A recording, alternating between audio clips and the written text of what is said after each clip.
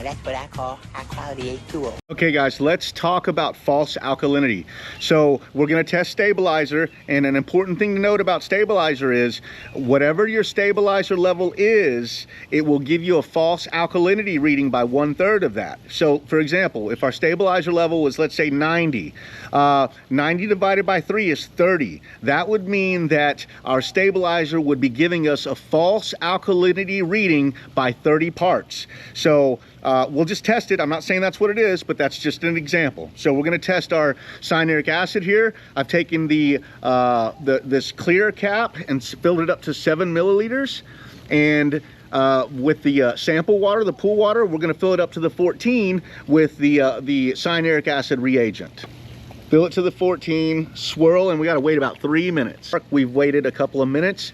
Now what we're going to do is we're going to add our mixture here to the small side of the beaker, the small side, because there's a black dot. I don't know if you guys can see that or not, but there's a black dot in the bottom of there. We're going to add this until we can no longer see the black dot, and that's going to tell us what our cyanuric acid reading is. So there we go. I can no longer see the black dot. What you'll do is you'll now come to the back side. There's this scale over here that says CYA scale. It's got all these numbers on it. Well, however full you got the water, wherever that's at on the CYA scale, that's what your CYA is. But what I want you to notice here is we only got it to right there before we couldn't see the black dot anymore. So that means our cyanuric acid level in this pool is rather high, guys. We are well over 100. We need to know a little more accurately what level we're at. So how do we do that?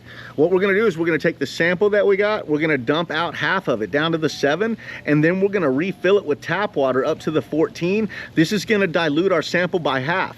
Now we'll do the test again, but whatever number we get on cyanuric acid, we're going to multiply that number times 2, because we diluted our test sample by half, so we can multiply times 2 to get a more accurate sense of what our cyanuric acid level is.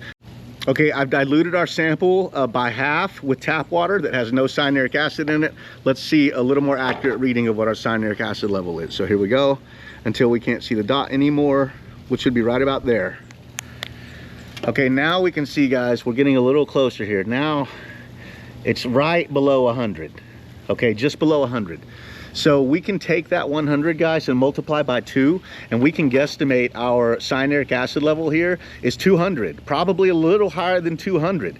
So what does that mean for false alkalinity? That means our false alkalinity here is going to be, let's just use 210 for easier math, divided by 3 is 70. So we've got 70 false alkalinity. We just tested the alkalinity at 90, but 70 of that's false. So we're going to have to add some sodium bicarbonate to get those numbers up. That explains why the pH is a little on the low side.